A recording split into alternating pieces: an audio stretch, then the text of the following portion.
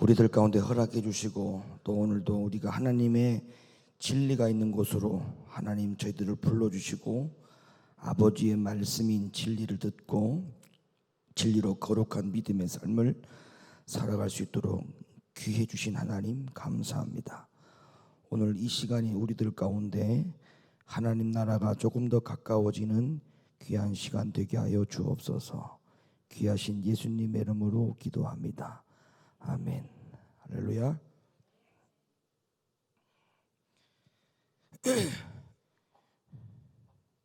하나님의 말씀 마태복음 7장 22절 23절 하나님의 말씀을 겸허하게 다 같이 한 목소리로 천천히 읽겠습니다. 시작.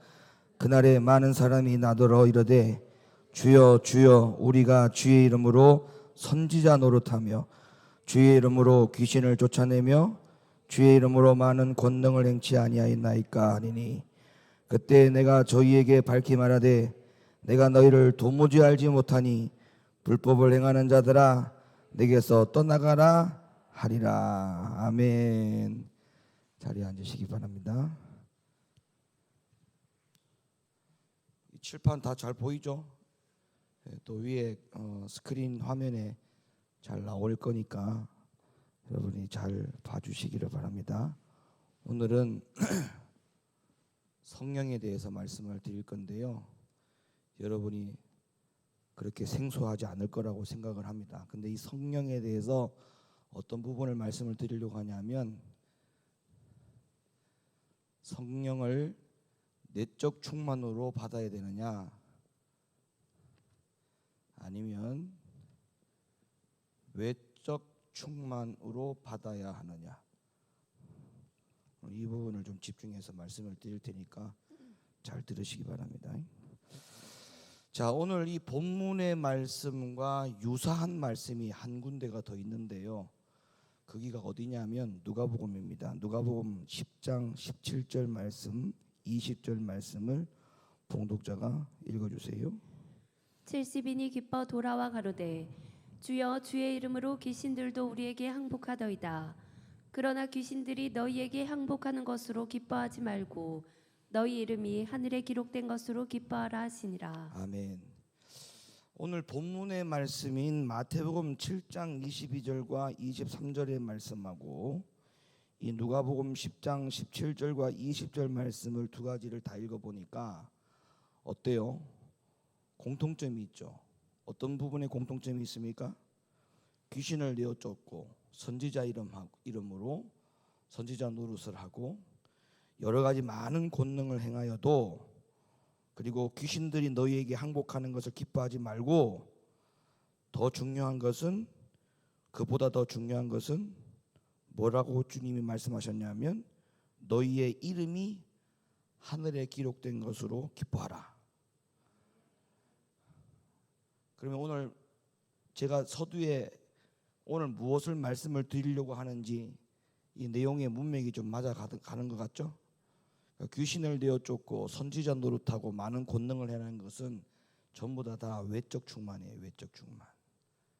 이 외적 충만보다 주님은 우리에게 뭘 요구하셨느냐 하면 너희의 이름이 하나님 나라에 기록되는 것, 하나님 아버지가 기억되는 것을 더 기뻐하라. 아멘이십니까?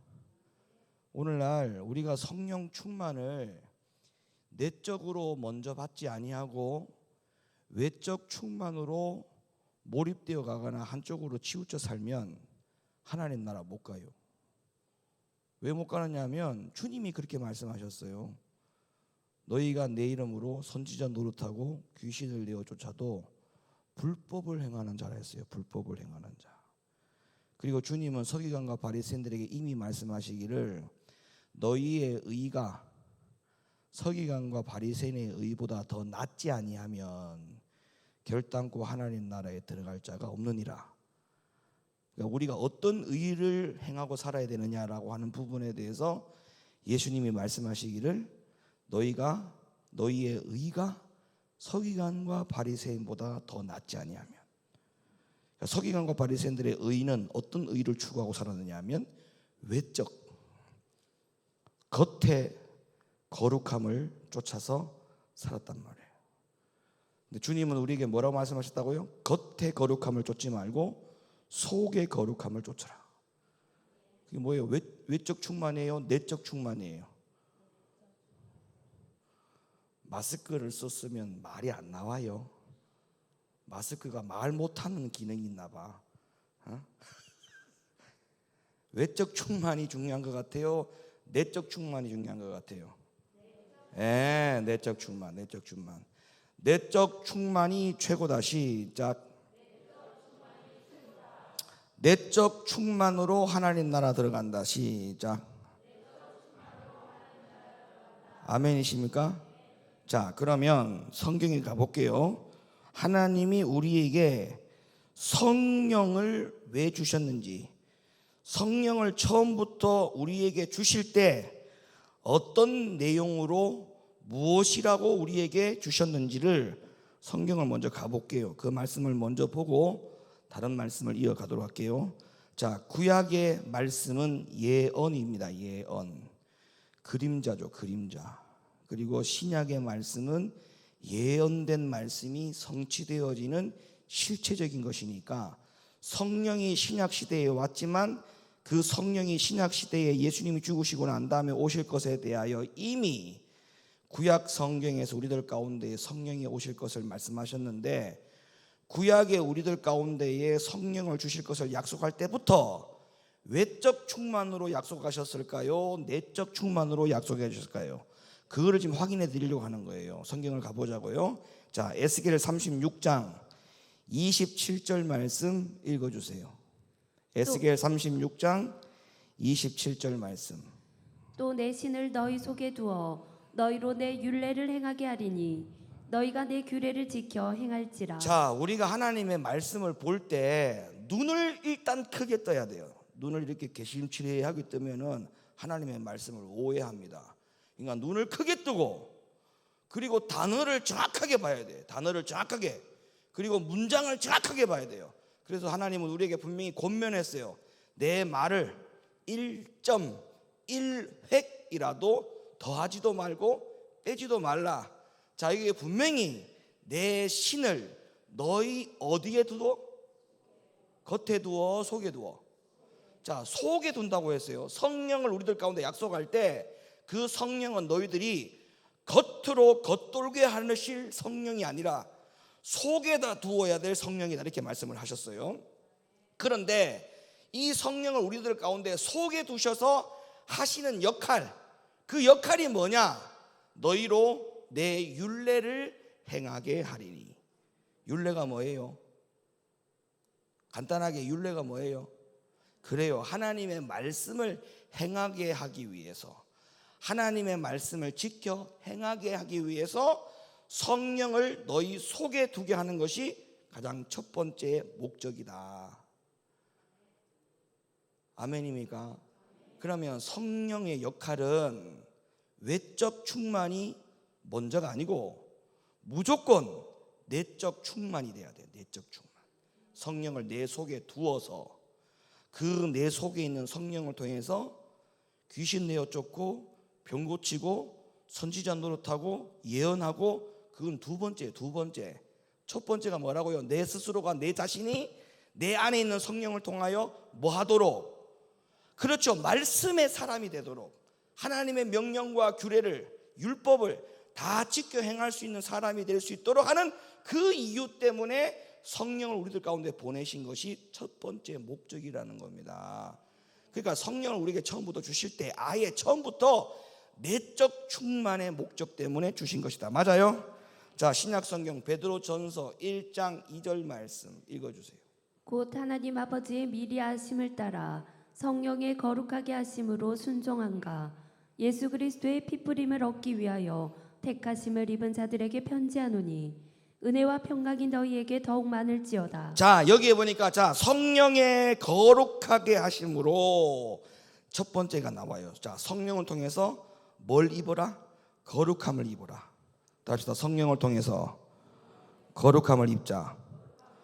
여러분, 성령을 통해서 내 자신이 뭘 자랑해야 되냐면 성령의 능력을 가지고 내가 이런 은사를 행하는 사람입니다. 이걸 먼저 자랑하는 게 아니고 성령을 통해서 내가 거룩함을 쫓아가는 사람이 되었습니다. 이거를 자랑해야 돼. 이거를 예? 성령을 통해서 거룩함을 쫓아가는 사람인 것을 증명하고 그걸 자랑해야 돼요. 그러면 그러려면 어떻게 돼요? 성령이 내주하심으로 충만해야 되겠죠. 외적 충만이 아니에요. 이 역시도 내적 충만이에요. 그 다음에 하는 말이 뭐예요? 순종함과. 여러분, 성령 충만한 사람은 순종하게 돼 있어요. 근데 어떤 교회에 가보면 성도들이 성령 충만이 벌써 이거부터 시작해. 이거부터 뭔가 자꾸 외향적이고 외부적인 성령의 어떤 증거가, 어떤 현상이 나타나는 것만 전부 다 몰두되어 있어.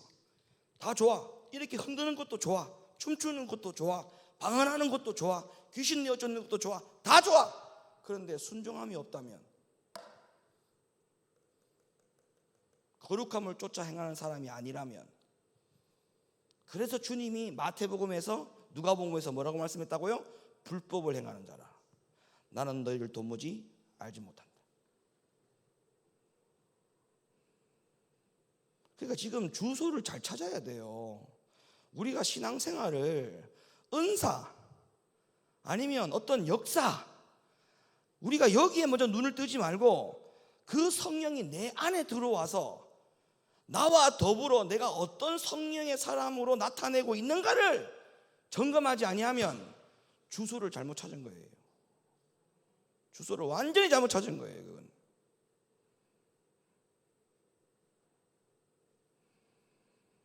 여러분, 사람도요, 외유내강 이런 사람이 좋아. 또 이상하게 또 문자 쓰면 또 이상하게 어두워진다.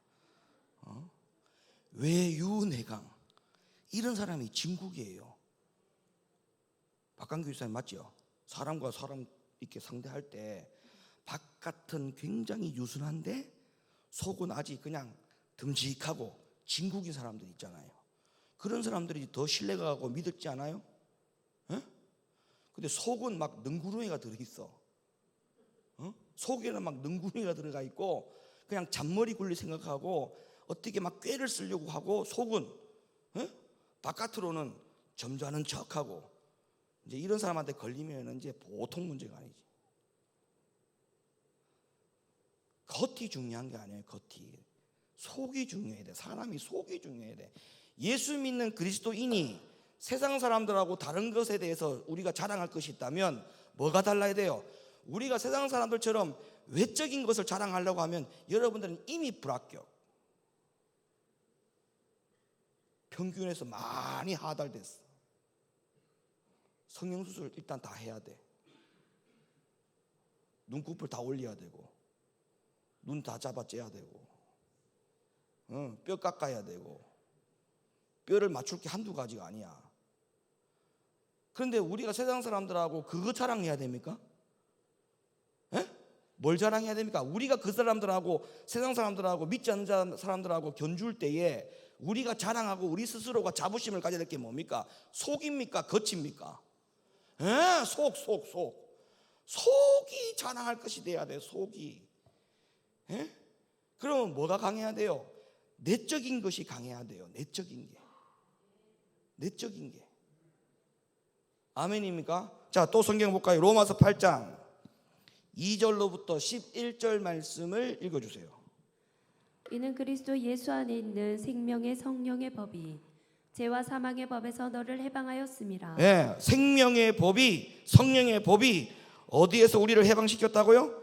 죄와 사망의 법에서 너를 해방하였다. 이게 중요한 거예요. 그 다음, 율법이 육신으로 말미암아 연약하여 할 수 없는 그것을 하나님은 하시나니 곧 죄를 인하여 자기 아들을 죄 있는 육신의 모양으로 보내어 육신의 죄를 정하사 육신을 쫓지 않고 그 영을 쫓아 행하는 우리에게 율법의 요구를 이루어지게 하려 하심이니라. 육신을 쫓는 자는 육신의 일을, 영을 쫓는 자는 영의 일을 생각하나니 육신의 생각은 사망이요 영의 생각은 생명과 평안이니라. 아멘. 그 영의 생각은 무엇으로 가능해요? 영의 생각은 말 그대로 내 안에 영이 계신 가운데서 성령의 내주하심을 통해 가지고 생각되어지는 모든 것들이 다 영의 생각이죠. 그래서 제가 어떤 분들한테 내가 그런 말들을 자주 하는데, 여러분, 예수 안 믿는 사람들은 전부 다 인격자로 살아가요. 인격자. 예수 믿는 사람들도 똑같이 기본적으로 인격을 갖추었기 때문에 기본적인 인격자로 살아갈 수가 있습니다. 근데 예수 믿는 사람과 예수 안 믿는 사람의 다른 점이 하나 있다면, 우리는 여기에서 한 개가 더 추가가 돼야 돼. 뭐가 추가가 돼야 되느냐? 우리는 영격자가 돼야 돼. 영격자. 영격자. 이게 무슨 말이냐면, 자, 사람은 육체가 있고 혼이 있고 영이 있어요. 영. 자, 이게 영이에요. 예수 안 믿는 사람들은 인격자로 살아가죠. 인격자에 대한 모든 기능은 이 육체와 혼의 기능만 가지고 살아가요. 예수 안 믿는 사람들은. 예? 근데 우리 예수 믿는 사람은 영의 기능이 같이 움직여요. 영의 기능이. 영. 그럼 이게 영이 누가 있어요? 성령이 계시죠. 그러면 성령이 혼의 생각을 움직여요. 혼의 생각을. 이게 바로 영의 사람이에요. 영의 사람. 그럼 이 영이 혼을 움직이고 영혼이 육을 움직이니까 영격자가 되는 거예요. 근데 이 기능이 안 되는 사람이 많아. 수십 년 교회를 다녀도 이 기능이 안 돼. 왜 안 되느냐? 성령을 내적 충만으로 숙제를 풀지 않고 외적 충만으로 숙제를 풀고 첫 단추를 끼우려고 하니까 안 되는 거예요. 여러분, 우리는 여기에다가 자꾸 목숨을 걸고 초점을 맞춰야 돼요. 내적 충만, 영의 생각은 생명과 평안이니라.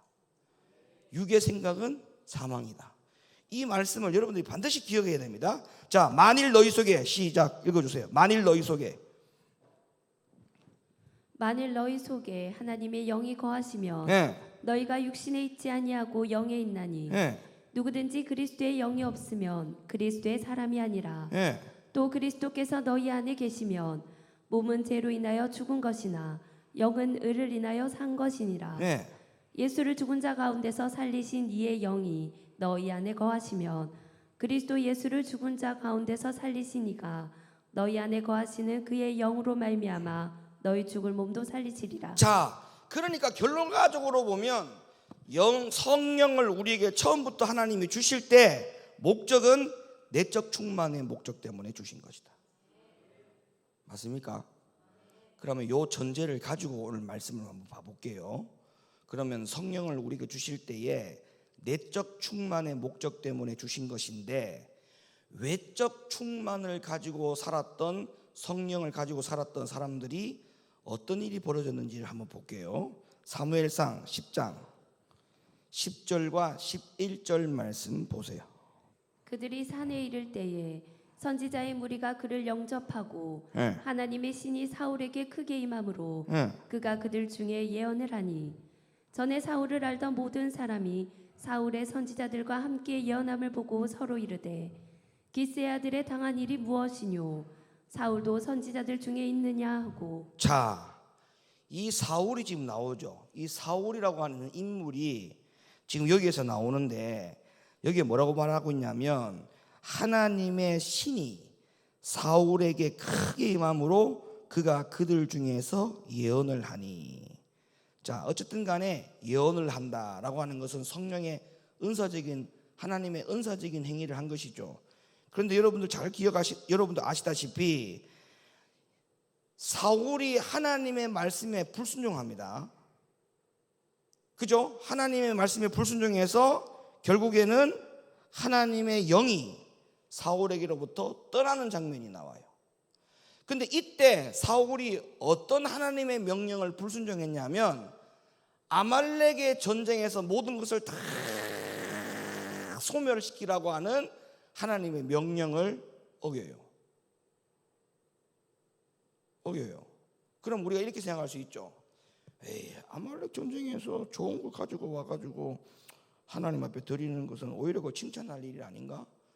왜 그렇게 예민하게 그것 좀 불순종했다라고 해서 뭘 하나님이 그렇게 영이 떠나고 오히려 악신이 임해가지고 저렇게 하나님을 버릴까? 우리가 이렇게 생각할 수 있는데, 여러분, 우리가 성경에서 이 아말렉이라고 하는 것은 엄청난 겁니다.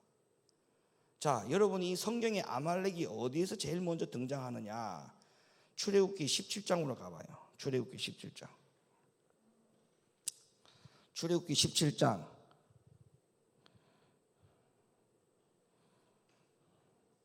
자, 출애굽기 17장에 가보면 제가 설명을 드리고 하나님의 말씀을 읽도록 할게요.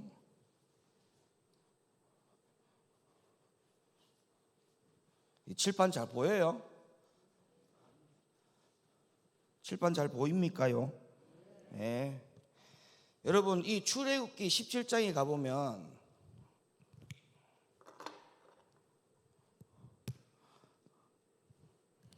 여기 지우개에 물 묻히지 말아요. 이거 물 묻히면 안 된다. 이 물 묻히면 지금 아무것도 안 된대.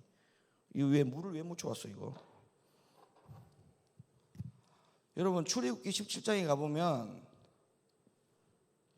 사건이 두 개가 나와요. 두 개가. 첫 번째는 뭐가 나오느냐 하면 반석에서 물을 내는 사건이 나와요. 두 번째로는 아말렉과의 전쟁이 나옵니다. 이렇게 나와요. 출애굽기 17장 한 장 안에 두 가지 사건이 연결되어 있어요. 두 가지 연결되어 있는데, 이게 왜 두 가지 사건이 연결되어 있느냐 하면 아주 깊은 의미가 있어요. 왜 깊은 의미가 있냐면, 이 반석은 뭐라고 말씀하고 있냐면, 이거는 누구를 예표한 거냐면 구약 성경에서 장차 이 땅에 오실 예수 그리스도를 상징하고 있어요. 예수 그리스도 반석은. 자, 그러면 물은 뭘까? 여러분, 반석에서 물을 낸 것이니까 반석은 예수님이죠. 그러면 예수님이 육체가 반석에 깨어진 거니까 예수님의 육체가 깨진 거죠. 그럼 예수님 육체가 깨졌다는 말은 예수님의 죽음을 상징하는 거예요. 예표한 거예요. 그럼 예수님이 죽으시고 난 다음에 물이 나왔다는 말은, 이 물은 성령을 말하는 거예요. 성령을. 물은 성령을 말하는 거예요. 자, 그러면 성경을 다 찾아드릴 테니까 설명을 듣고 성경을 봐야 돼요. 그러면 반석은 예수님을 상징하고 예표하는 것이고 물은 성령을 예표하는 것인데, 그러면 이 출애굽기 17장의 사건이 언제 일어난 거냐면 이스라엘 백성들이 가나안에 거의 다 왔을 때쯤, 다시 말하면 애굽을 떠난 지 38년째 되는 날, 38년째 되는 날 출애굽기 17장의 장면이 소개되어 나오는 거예요. 그러면 이스라엘 백성들이 애굽에서 몇 년 동안 생활했어요? 40년 3개월 동안 광야 생활했죠. 그러면 교회 생활을 40년 가까이 하는 교회 생활 가운데에 38년째니까 거의 끝나갈 무렵이에요. 끝나갈 무렵. 그럼 이거는 어떻게 해석을 해야 되냐면, 이 땅에 우리가 교회 생활이 거의 다 마무리되어 가는 시점이라고 생각하면 돼요. 그러니까 마지막 날, 마지막 때, 이런 말을 써야 안 돼요. 써야 안 써요? 마지막 때에 우리가 이 출애굽기 17장을 우리가 아주 주의 깊게 하나님의 말씀을 들어야 돼요. 출애굽기 17장은 마지막 때에, 교회 생활이 거의 마무리되어 가는 시점 가운데에 마지막 때에 이 출애굽기 17장을 붙들고 살아야 돼요. 성도들이, 교회 안에 성도들이. 그러면 반석에서 물을 내는 것은 오늘날 우리가 예수님이 죽으시고 난 다음에 성령은 다 받았잖아요. 마가의 다락방에서. 그잖아요? 여러분 다 성령 받았죠. 교회 안에 다 성령 받았잖아요. 그러면 그것으로 끝난 게 아니고 그 다음에 출애굽기 17장에 바로 이어서 어떤 것이 소개되냐면 아말렉 전쟁이 나와요. 아말렉 전쟁이. 그럼 이 아말렉 전쟁이 뭐냐면은 여러분 잘 아는 사건이잖아요. 이 아말렉 전쟁에서, 자, 모세가 이렇게 생겼어요. 그냥. 자, 모세가 이렇게 생겼는데 팔을 이렇게 들어. 팔을 들면 누가 이겨요? 이스라엘이 이기는 거예요. 팔을 내리면 아말렉이 이기는 거예요. 그래서 가만히 보니까 이 전쟁에서 이길 수 있는 방법은 뭐예요? 모세의 손이 안 내려오게 하기만 하면 돼. 그래가지고 아론과 훌이 가만히 보다가 옆에 가가지고 돌을 빨리 구운 거야. 돌을 막 구해와가지고 모세에 딱 뒤에가지고 바위에 딱 하나 놓고 모세를 안 추네. 바위에 앉혔어. 그럼 모세가 앉아있죠. 앉아있으니까 팔을 딱 들면 아론과 훌이 옆에서 팔 들기가 쉬워요, 어려워요? 굉장히 쉬워졌죠. 그래가지고 팔이 일단 안 내려오면 되니까 팔을 계속적으로 들어 올리기 위해서 아론과 훌이 옆에서 그렇게 협력을 한 거예요. 그래서 오늘날 이 출애굽기 17장에 요 장면을 가지고 교회에서 설교할 때 누구에게 초점 맞추냐? 요 모세 옆에 있는 아론과 훌에다가 초점을 맞춰. 그래서 교회 안에 있는 교인들은 이 모세의 팔이 안 내려오도록 옆에서 협력을 잘해야 된다. 그래서 교회 장로님, 안수 집사님, 모든 집사님들은 담임 목사님을 이렇게 잘 보필하고 섬겨야 된다. 이렇게 설교를 많이 들었어요. 저도 어릴 때 목사님들한테 이런 설교 많이 들었어요. 그러면 여러분, 이게 아구가 안 맞잖아요. 뭔가 반석에서 물을 내는 사건이 이 아론과 훌에다가 초점 맞추는 게 뭐가 좀 안 맞잖아요. 문장이 안 맞잖아요. 이게 바로 성경을 억지로 푸는 거예요. 성경을 닫아놓고 푸는 거예요. 닫아놓고 자기 마음대로 자기 생각대로 말하는 거예요. 자, 이 아말렉이 뭐냐 하면 여기서 가장 초점은 아말렉의 전쟁에서 가장 초점은 아말렉이에요. 아말렉. 그러면 이 아말렉이 뭐냐 하면 창세기 36장 12절에 가면 이 아말렉은 에서의 후손으로 나옵니다. 에서의 후손. 에서가 뭐예요? 에서가 누구예요? 에서가 누구예요? 아니, 누구의 아들이냐고. 에서가 이삭의 아들이라고?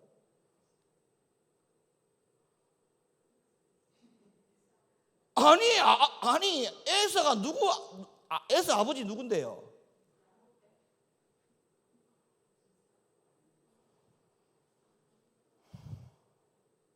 김일수 전사, 에서 아버지 누구야?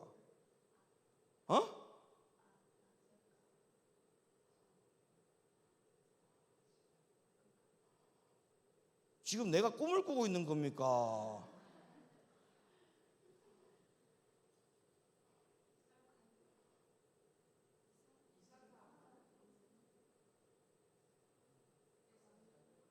그렇죠. 왜 대답을 못해요?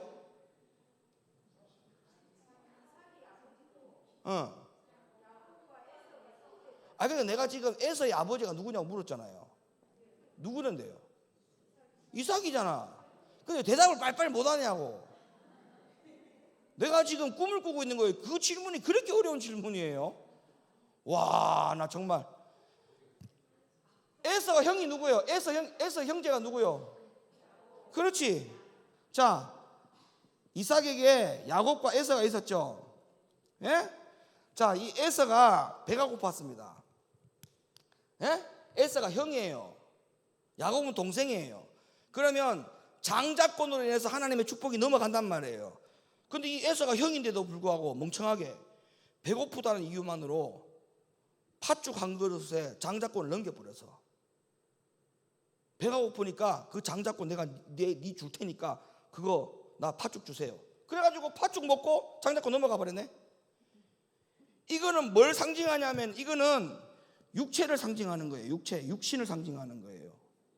에서는. 그러면 이 아말렉과의 전쟁은 뭐와의 전쟁을 선포하는 것이냐?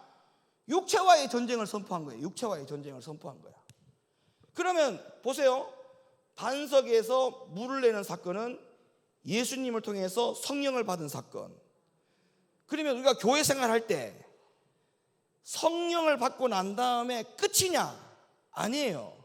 성령을 받은 후에 반드시 우리에게는 어떤 싸움을 대비해야 되느냐? 육체와의 싸움을 대비해야 돼요. 여러분, 눈만 뜨면 아말렉입니다. 오늘도 여러분 아말렉 만났어요? 안 만났어요? 나 오늘 아말렉 안 만났다. 그 사람은 백발백중 오늘 하루 종일 잤어. 눈을 감고 하루 종일 집에서 잔 사람이야. 자지 않고 눈을 떴다? 아말렉이 바로 내 앞에 오게 돼 있어요. 육체와의 싸움을 오늘 반드시 전쟁을 하게 돼 있습니다. 사람은 언제든지. 그러면 성령을 가지고 육체의 싸움, 아말렉과의 전쟁에서 이기게 되잖아요. 그러면 여기에서 성령은 내적 충만으로 받아야만이 이 아말렉과의 전쟁에서 이기겠습니까? 외적 충만을 받아야 아말렉 육체와의 전쟁에서 이기겠습니까? 그러니까 여기서 말하는 이 성령 충만은 내적 충만이죠. 결론적으로 외적 충만을 가지고는 아말렉을 못 이겨. 자, 성경에 이렇게 아말렉이 중요한 거예요. 아말렉은 모두 다 진멸해야 되는 거예요.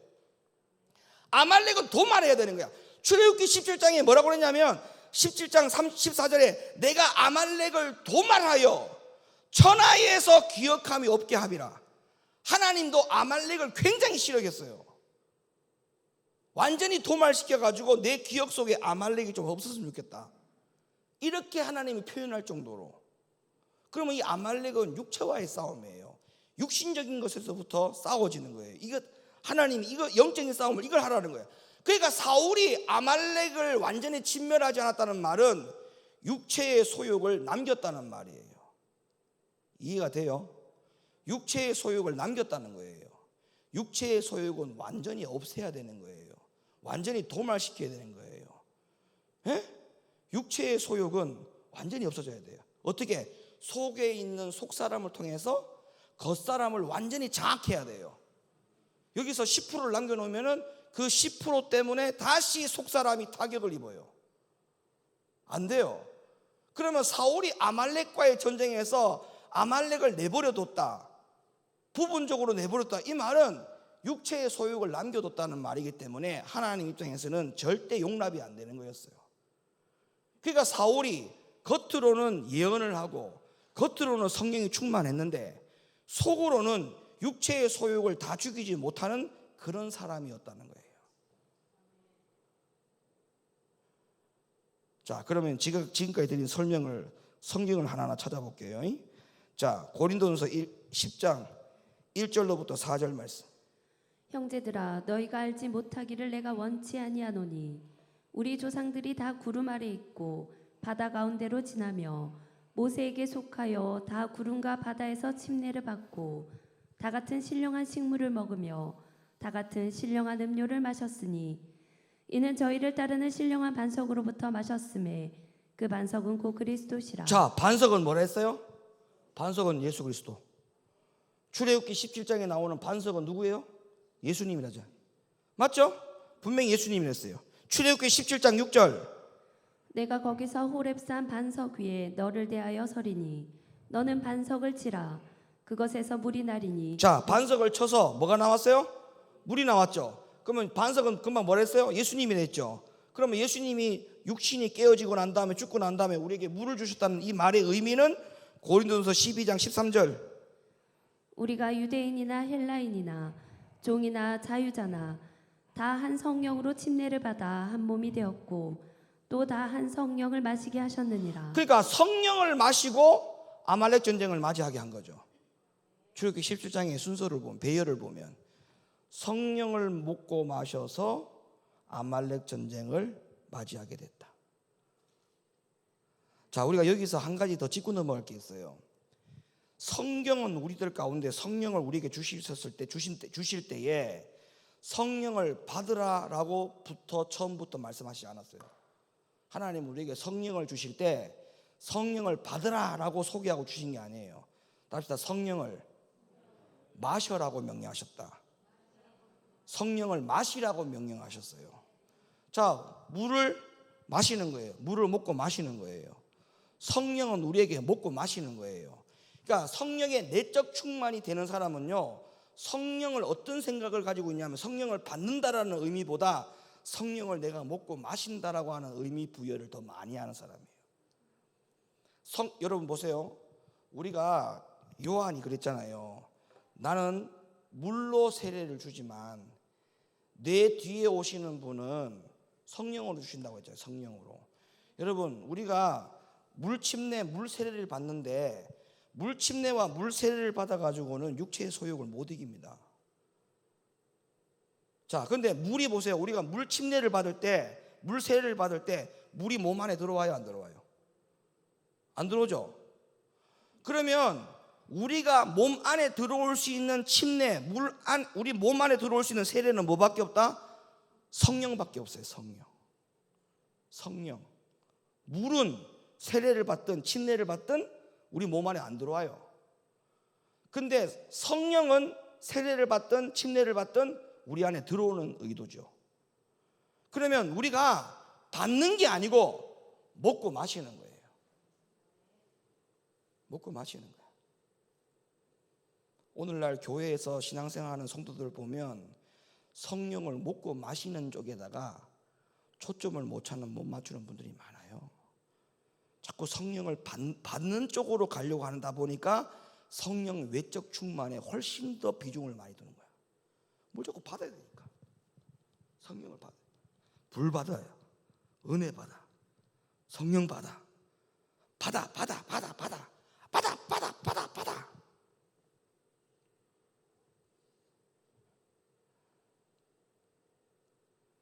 아니에요. 하나님은 우리에게 처음부터 성령을 주실 때 받으라고 준 게 아니고 먹고 마시라고 준 거예요. 몸 안으로 성령을 넣으라는 거예요. 아멘입니까? 그 일을 우리가 반드시 해야 돼요.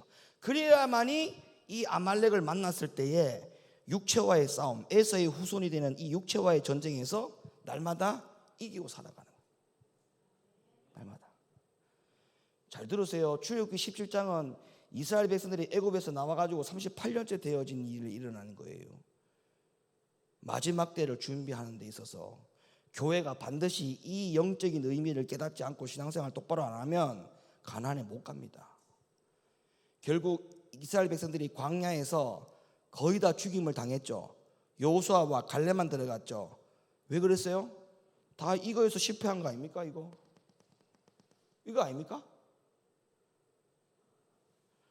여러분들 오늘 뭐 작정하고 왔어요? 대답 안 하기로. 교회 올 때 오늘 내가 오늘 말 한마디 하나 봐라. 오늘 막 이런 마음으로 왔어. 오늘 목사님이 뭐라 말하던데 오늘 말 한마디 하나 봐라. 오늘 작정하고 왔어요? 전부 다 이스라엘 백성들이 광야에서 이 아말렉과의 전쟁에서 다 실패했어. 그래요. 다 이것 때문에. 교회에서 신앙생활 실패하는 이유가 뭔지 압니까? 전부 다 아말렉 전쟁에서 졌어. 그래. 오늘 여러분 이 예배에 왜 나온 줄 압니까? 아말렉 전쟁에서 이겼기 때문에 여기 온 거예요. 이기지 못하면 여기 못 나와요. 그 아말렉을 집안에서 전쟁이 있었던, 직장에서 전쟁이 있었던, 어디에서 전쟁이 반드시 있었어. 부부 사이에 영적 전쟁이 아말렉이 있었던, 부모와 자식 간에 아말렉 전쟁이 있었던, 친구 간에 전쟁이 있었던, 뭔 전쟁이 있었긴 있었어. 그걸 다 여러분들이 이겼기 때문에 오늘 이 하나님의 성전으로 나온 거예요. 그러면 영원한 하나님 나라 들어가는 것도 마찬가지. 그 나라 들어가기까지는 평생 동안 무슨 전쟁이 내 앞에서 끊어지지 않는다. 아말렉 전쟁이 안 끝나요. 명심하십시오. 여지없이 이 아말렉 전쟁이 항상 따라붙습니다. 왜? 이게 일어나면 반드시 그 다음 단계는 여기에 붙어있게 돼 있어요.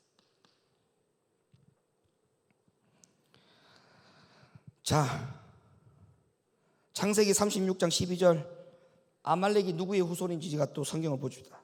창세기 36장 12절 읽어주세요.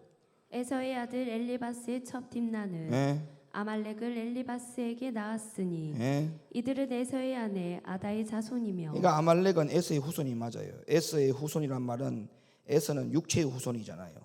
그러니까 아말렉과의 싸움, 아말렉과의 전쟁은 육체와의 전쟁을 상징하는 거예요. 자, 히브리 12장 16절 음행하는 자와 혹 한 그릇 식물을 위하여 장자의 명분을 판 에서와 같이 망령된 자가 있을까 두려워하라. 그러니까 이 보세요. 에서가 장자의 명분을 판 망령된 자, 육체와의 싸움에서 이기지 못한 자, 상징적으로 말하잖아요. 상징적으로.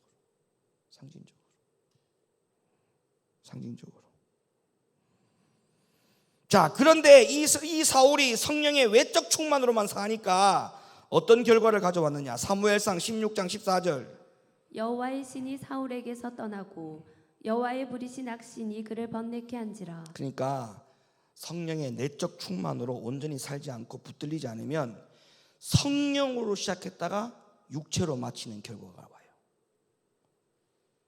아시겠습니까? 처음에 시작은 성령으로 시작했어. 근데 육체로 마쳐요. 육체가 맞죠.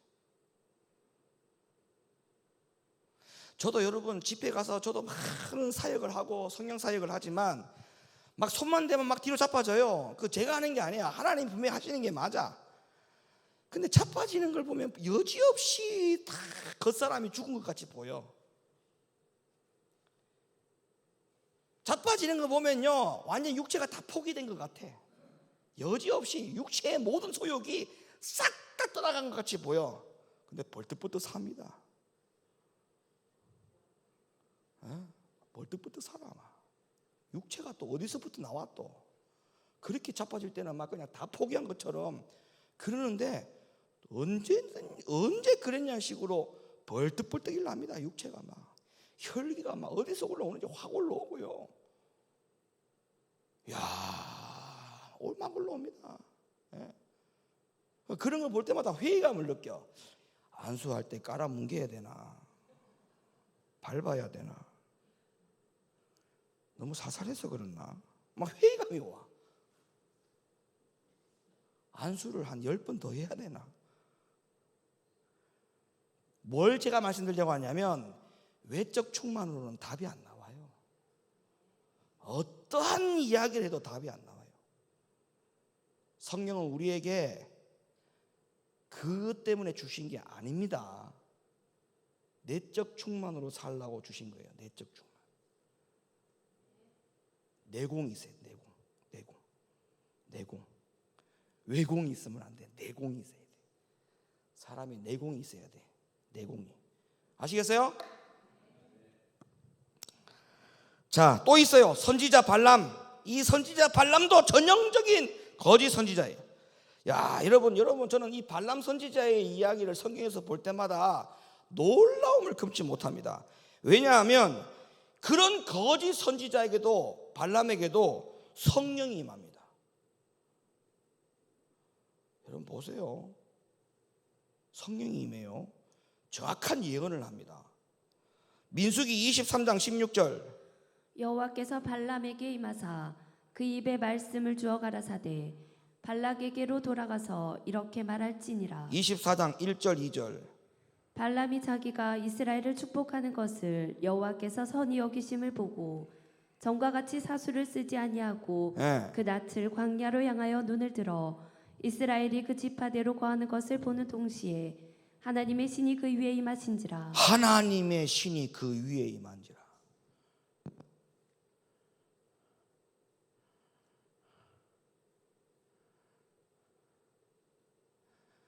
여러분 오늘날 성령의 외적 충만이 아무리 강하다 할지라도 그게 참이라고 다 믿으면 안 돼요.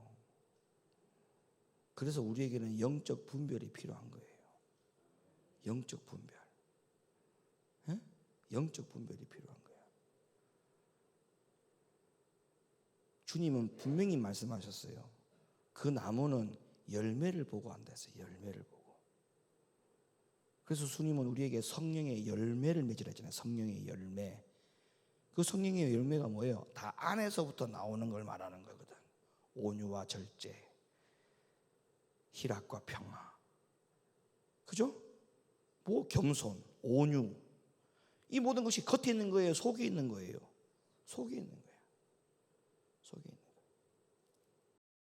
자, 신약 성경에서 이 발람 선지자를 어떻게 평가하고 있는지를 봅시다.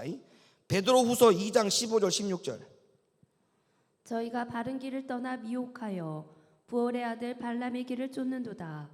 그는 불의의 삭슬 사랑하다가 자기의 불법을 인하여 책망을 받되 말 못하는 나귀가 사람의 소리로 말하여 이 선지자의 미친 것을 금지하였느니라. 여러분 이게 말이 돼요? 여러분 말 못하는 나귀도 천사를 봤어. 나귀가 천사를 봤어. 근데 선지자가 천사를 못 봤어. 칼 들고 있는 천사를 못 본 거야. 여기서 한 발짝만 더 가면 죽인다라고 천사가 서 있는데 발람 선지자는 못 봐. 선지자 못 봤어. 나귀가 그걸 본 거 아닙니까? 나귀가 한 발짝도 못 움직인 거야. 지금 천사가 칼을 들고 서 있으니까 가기만 하면 죽인다고 써가 있는데 나귀가 보고 막 벌벌벌 떨고 있는 거야. 그러니까 이 나귀가 한 발짝도 안 움직이니까 발람 선지자가 뭐라 합니까? 이 나귀 새끼가 미쳤냐고 막 때리는 거야. 빨리 가자고. 너무 때리니까 나귀가 말을 하네. 그만 때려 이 새끼야.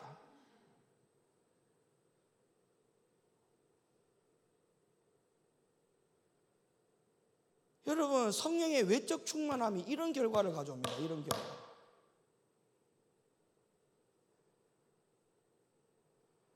본인은 뭔가 대단한 능력과 대단한 은혜와 하나님이 굉장히 본인을 사랑하는 것 같이 착각에 빠져 있는데 본인이 자기 자신을 못 봐.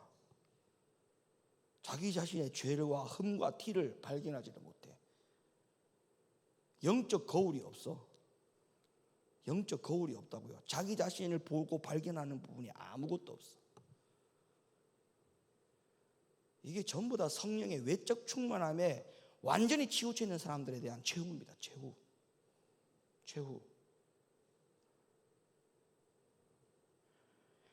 계시록에 가볼까요? 발람 선지자에 대해서 이렇게 말합니다. 계시록 2장 14절. 그러나 네게 두어 가지 책망할 것이 있나니 거기 네게 발람의 교훈을 지키는 자들이 있도다. 발람이 발락을 가르쳐 이스라엘 앞에 올무를 놓아 우상의 제물을 먹게 하였고 또 행음하게 하였느니라. 이게 지금 발람의 교훈을 지키는 자들이 있도다. 발람이 발락을 가르쳐 이스라엘 앞에 올무를 놓았다. 우상의 제물을 먹게 하였다. 또 행음하게 하였다. 성령의 외적 충만함으로는 하나님 나라에 가면 책망받아요. 아까 마태복음 누가복음에도 책망했죠. 귀신 내쫓았느냐? 내 이름으로 선지자 노릇했느냐? 불법을 행하는 자라 나는 너를 도무지 알지 못한다. 책망받잖아요. 이제 결론입니다. 성령의 내적 충만함.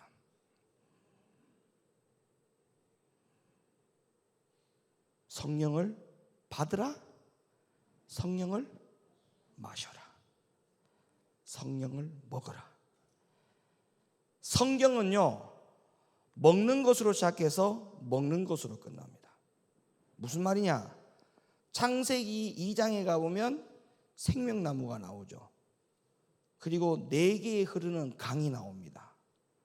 하나님은 아담과 하와에게 생명나무를 먹게 할 수 있는 은혜를 주었고 4가지 강에서 놀 수 있고 먹고 마실 수 있는 은혜와 축복을 주셨어요. 다시 말하면 먹고 마시는 겁니다. 그 4가지 강의 창세기 2장에 나오는 생명나무는 뭐 말할 것도 없고 해석할 필요가 없어요. 거기에 창세기 2장에 가보면 4가지 강이 나오죠.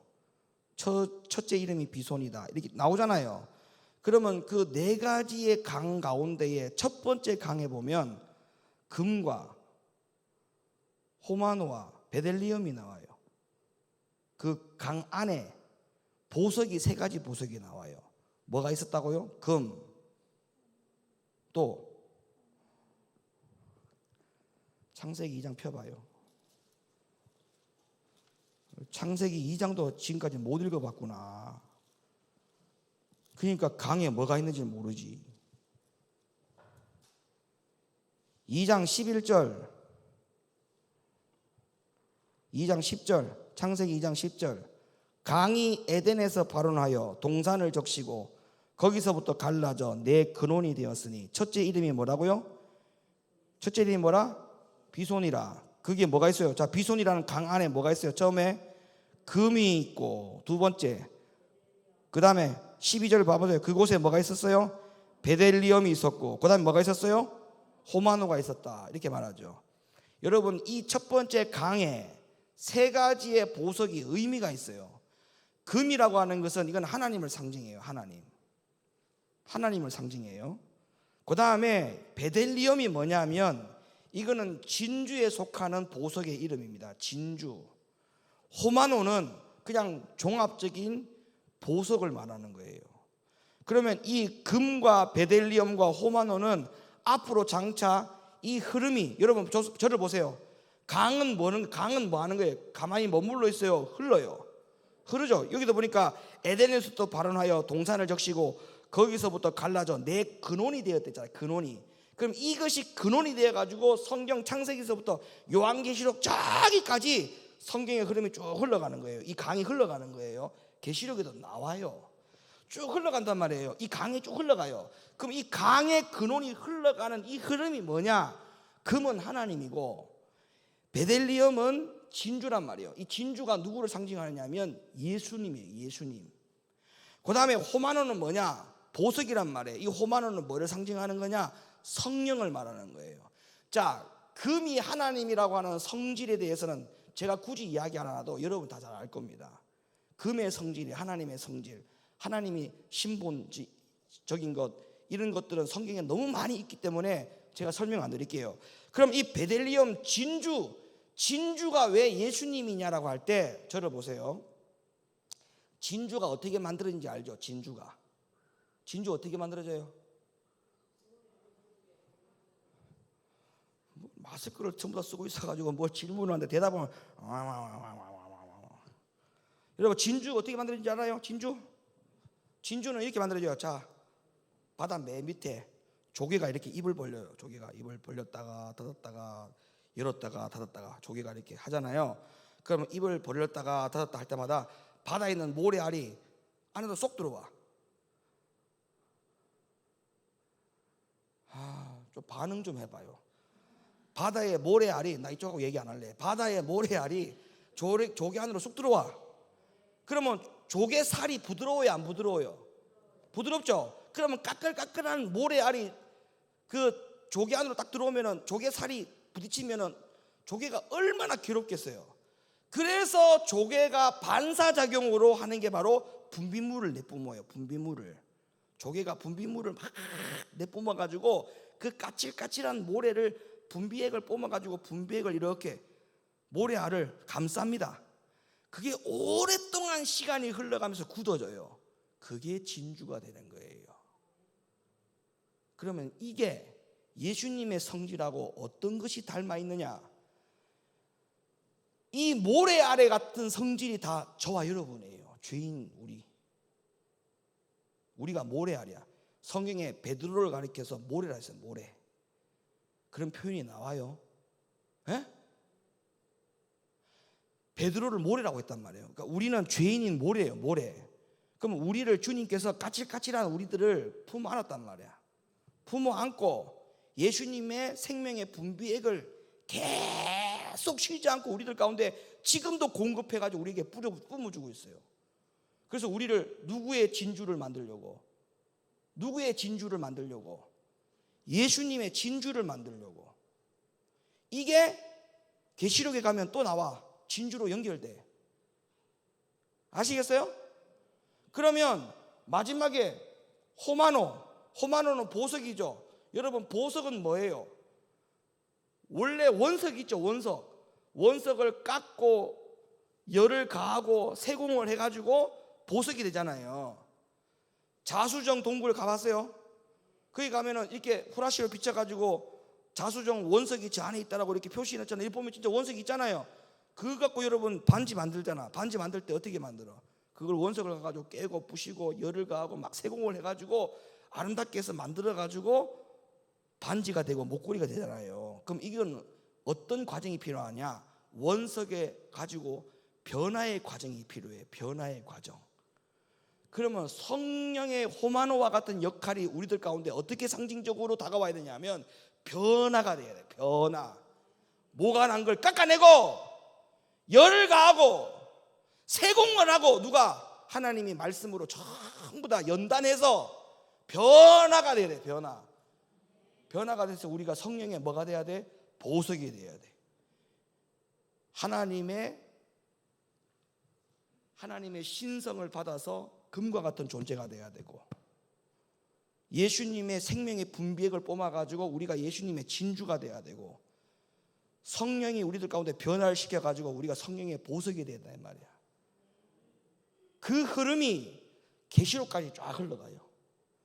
그래서 여러분들이 잘 아시다시피 고린도서 가면 바울이 뭐라고 말합니까? 금과 은과 보석이 있고 나무나 풀이나 짚이 있는데 각각 공력이 나타날 터인데 마지막에 누가 남겠느냐? 그런 말씀이 있어요, 없어요? 각각 공력이 나타날 때 마지막으로 남는 것은 금, 은, 보석. 그 흐름이 새 예루살렘 앞에까지 갑니다. 새 예루살렘 앞에까지. 그러니까 창세기 2장에서 나오는 생명나무와 4가지의 강이 먹고 마시는 거예요. 먹고 마시는 것이 저기 계시록의 21장에 가서 21장에 가보면 거기에도 뭐가 나오냐면 계시록 21장 맞나? 22장에 가면 거기에 생수의 강이 나오죠. 그 다음에 생명나무가 나오죠. 다 전부 다 먹고 마시는 것으로 결과가 끝나요. 그 다음에 성경의 끝에 계시록 21장 16절에 21장 6절에도 생명수 샘물 이렇게 나오죠. 생명수 샘물. 그러니까 전부 다 창세기에서 먹고 마시는 걸 시작해서 먹고 마시는 것으로 끝나. 그러니까 오늘 이 밤에 기도할 때 성령을 먹고 마시는 것으로 결단하셔야 돼. 그래서 내적으로 충만해야 돼. 이 안에 성령의 생수의 강이 막 넘쳐나야 돼. 여러분 이 물을요 사람 안에 여러분 아무리 물을 이 배 안에다 넣어가지고 충만히 물로 채운다 하더라도 한계가 있습니다. 이거 물 2컵 3컵만 먹으면 더 이상 못 먹어. 배가 불러갖고 물을 더 이상 넣을 수가 없어 몸 안으로.